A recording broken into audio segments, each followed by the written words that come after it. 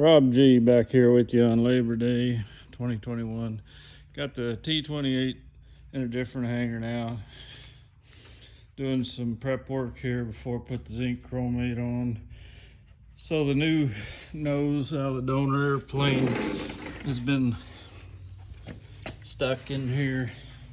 Got some fasteners in it, and got to the point where I can get in there and spraying iodine 1201 in here after it was beaded with plastic beads, a little bit of glass beads if there was any corrosion. This really was a pretty nice nose, so you don't want to let this stuff dry on there. So I've got a good coat of Bonderite, they call it now. Iodine 1201 chromic acid. So the I did not etch it with the phosphate because this has some 70-75 material right here, and I don't know, the book kind of said not to use the acid etch on a alloy that had a lot of copper in it, which 2024, that's the main element. Anyhow, this is the way I've always seen it done. So it was bead blasted to get the old primer off, and any corrosion, used little glass beads.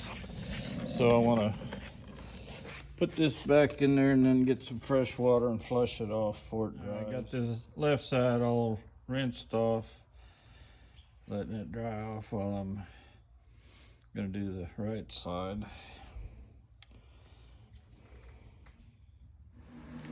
Van Dusen Speedolac Green Zinc Chromate Primer Milk P8585 Alpha.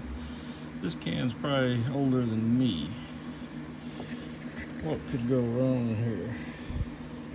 Vintage plain, vintage paint. It's supposed to be thin with xylene. Let's see. Xylene, this ought to work. We'll give it a shot. What could go wrong? You just gotta thin it to get it on there. Spray. Alright, so got the belly primered where the skins will go on it here under the nose. Got that all cleaned up, primed now. Got zinc chromate on it. Turned out really nice. Here's the left side. Thought about using epoxy primer. A lot of people probably prefer that nowadays. The owner wanted the old zinc chromate back on it. He's an old Coast Guard Navy guy. First airplane he flew was a T-28 in flight school. Anyhow, I've had some problem with epoxy primer wanting to break loose when you rivet around the rivet. It will pop loose sometimes, and I just didn't want to deal with that, so we decided to go with the old zinc chromate. Finally bought a big ladder. You need it working on something like this.